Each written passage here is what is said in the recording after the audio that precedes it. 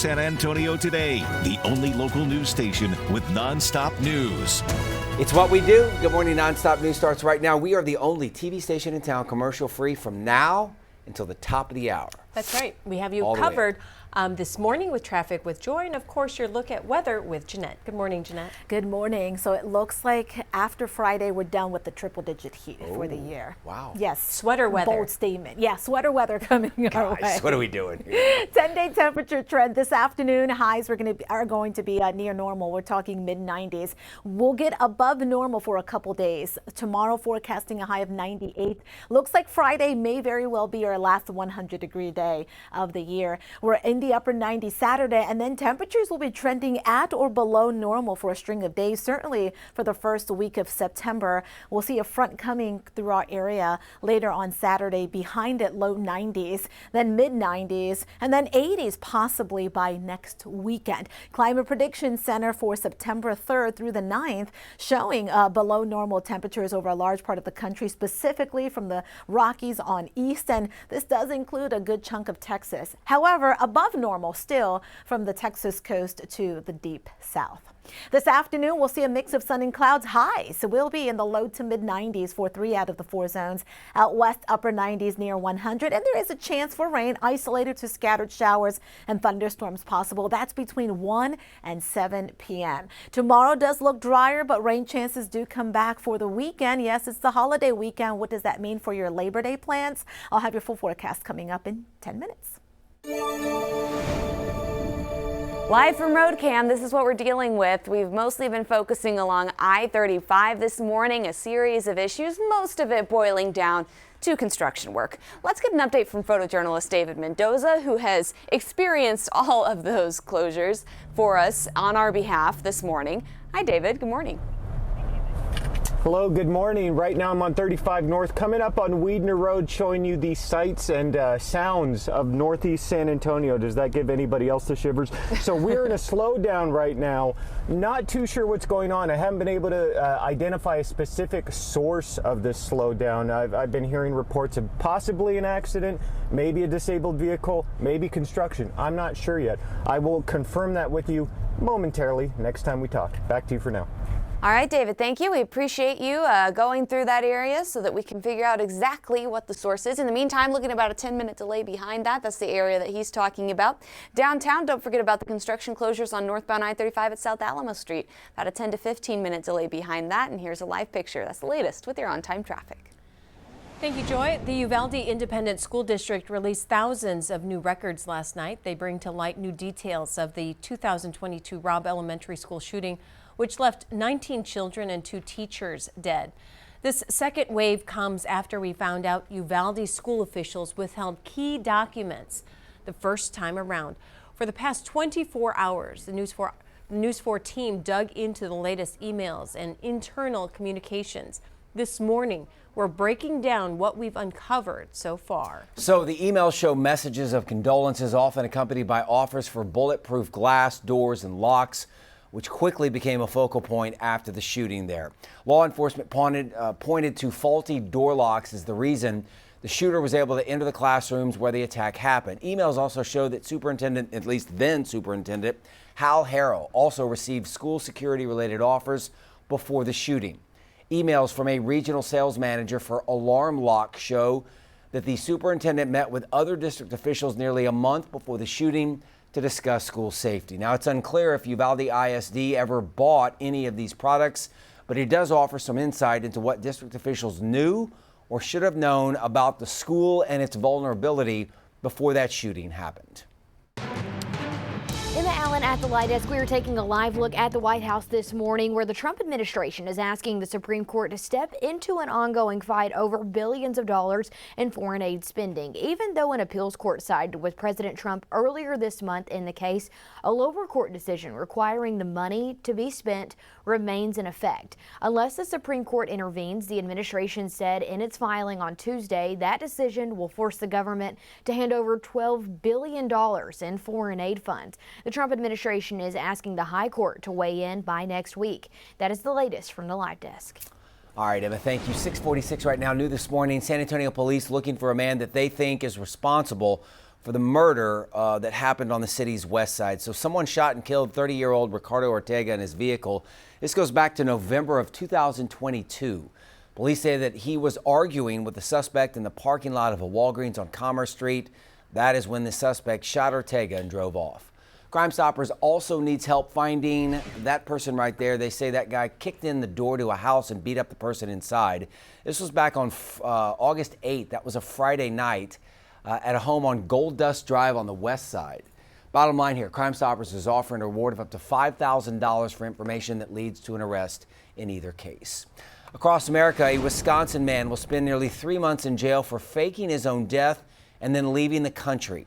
Ryan Borgwart faked a drowning last summer, then took off to Europe, leaving behind his wife and 3 kids. Officials looked for him for weeks. They spent thousands of dollars in the search, but then later determined this guy didn't drown at all. He was eventually tracked down to Uzbekistan and arrested. Besides the jail time, he is being fined $30,000. Making headlines, 2 prominent organizations are suing Texas over the new electoral map, arguing that it discriminates against voters of color and violates the Voting Rights Act of 1965.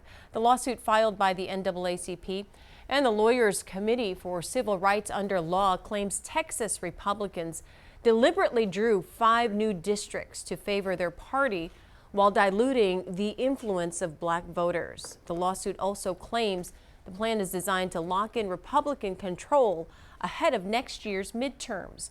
Governor Greg Abbott has yet to sign the new map into law. The Texas legislature is trying to do away with the current form of the STAR exam. Lawmakers are voting on whether or not to change how it's administered. Instead of waiting until the end of the school year to do so, the new STAR test will be divided up into 3 separate tests, then spread out throughout the year. One at the beginning, one at the middle, and one at the end. The idea here is to help teachers and schools track their students' development. Supporters for the change say it will help reduce student anxiety ahead of just a massive amount of testing.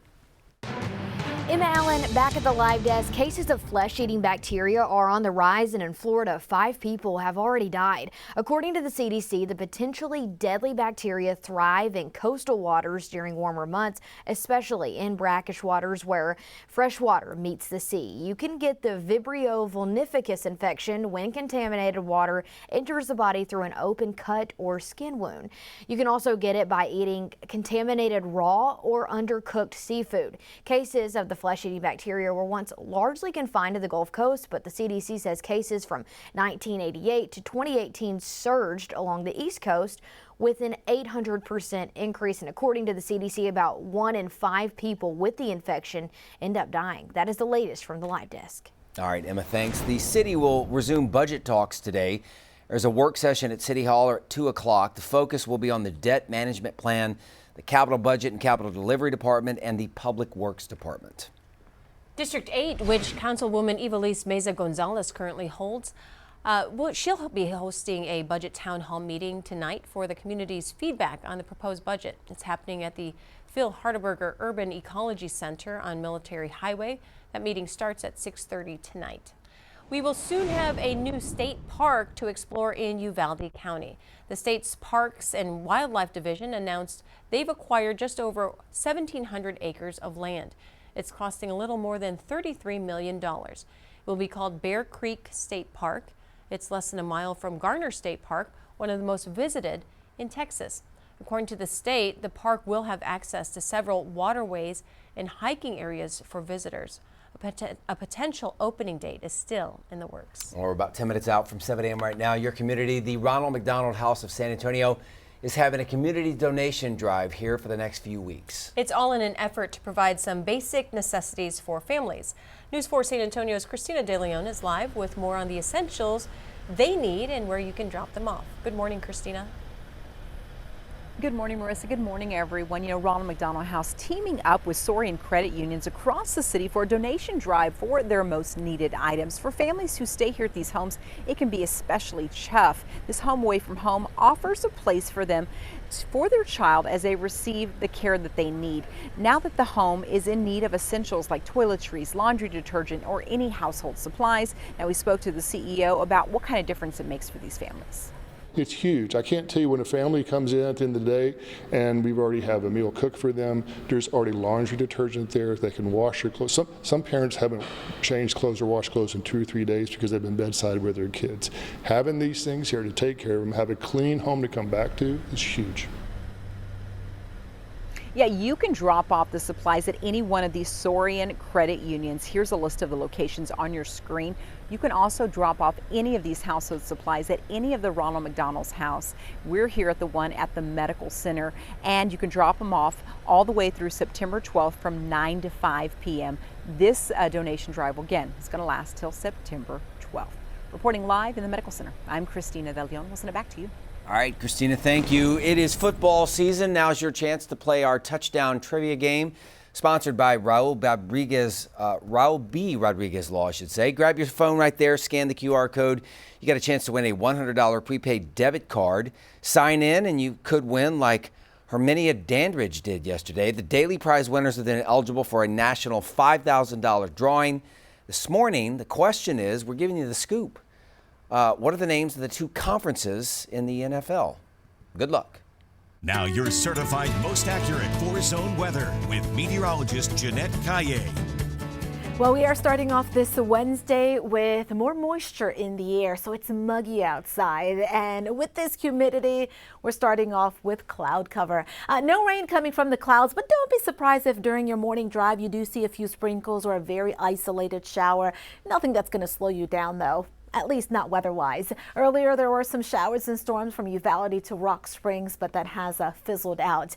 There goes the front that we've been talking about all week. It has stalled out closer to central Texas. No, it's not going to make it this far south. In fact, it's going to move off towards the east. It is cooler behind the front. Low 60s in the Panhandle. Meanwhile, low 70s from Dallas to Waco. Ahead of the front, it's still warm with temperatures here in the low to mid 80s. It is going to be warming up into the mid-90s this afternoon. Here's the setup. High pressure has drifted to the west, allowing for that front to come into Texas, although it won't reach us. With the cloud cover and the chance for rain this afternoon, high temperatures will be at or slightly below the normal. I do expect a bigger cool down with a front that should arrive here this weekend. That will be moving across Texas Friday, arriving here late Saturday. That's going to enhance our chance for rain for Labor Day weekend. And here it is. Before it gets here, Friday afternoon, Friday evening, we could see some spotty showers and storms coming in from the north. And then the coverage of the rain does increase a little more with the fronts Saturday into Sunday. I want to point out that along the Rio Grande and back across the western zone, could see some pockets of heavy rain later on Sunday. As the front heads to the south, some residual moisture here Labor Day Monday could bring us just an isolated rain chance. Yes, there is a chance for rain this holiday weekend, but I don't expect a washout. Have that 4-zone weather app if you do have outdoor plans. This afternoon, we'll see partly sunny skies between 1 and 7, isolated to widely scattered showers and thunderstorms possible. Many spots, though, will be dry. Tomorrow does look dry with high pressure moving in, and then watch what happens as the front approaches from the north. Friday afternoon, Friday evening, mainly north of Highway 90 and north of I-10, some isolated showers and thunderstorms. If you are heading to the coast for the holiday weekend, heads up, there is a chance for rain. South Padre, not so much Friday and Saturday, but Sunday, Monday, 30 to 40% rain chance. And then in Port Aransas this weekend, about a 40% rain chance Sunday and Monday. We are looking at a couple of hot days, possibly the last 100-degree day of the year, Friday, before we see temperatures dropping behind the front Sunday, low 90s, and that continues into Labor Day Monday. Here's the extended forecast for everybody else. If you missed this here, you can get it online at news4sa.com. Look for the weather tab. Live from RoadCam, let's check in again one more time with photojournalist David Mendoza. He has been braving the morning commute on our behalf and braving I-35. Hi, David. Good morning. 35 north, just past Weidner Road. I haven't moved too much since the last time we talked. I am able to see a little bit into the distance. It looks like at the O'Connor Road exit, there are some flashing arrows indicating a possible lane closure up there. It's very slow through this area. Like I said, crawling through traffic right now. If you're coming this way, be alert and aware. I'll leave you with that. Drive safe. Have a great Wednesday, and back to you. All right, David, thank you. We appreciate it. Stay safe out there. This is what he's talking about, looking about a 20-minute delay moving through that area northbound on I-35. Don't forget about the construction closures downtown, I-35 northbound at South Alamo Street. About a 10-minute delay behind that. That's the latest with your on-time traffic. All right, Joy, thank you. Take a look at this. A daring stunt above San Francisco. Wow, they got some great views, huh? Surfing to a new level. So it started with Red Bull athlete Sean McCormick. You know those guys are crazy. They jump out of all kinds of things. This was a helicopter 5,000 feet in the air. He then coasted down the iconic Bay Bridge like it was a half pipe. What? What in the world? Drivers on the bridge say they wish they knew it was coming. One blaming Red Bull on social media for missing their interview. Another saying it wasn't worth all the traffic. It's unclear how long the roads were stopped, but that would certainly scare you a little bit. Would you do that? No, the guy? No. Thanks for watching.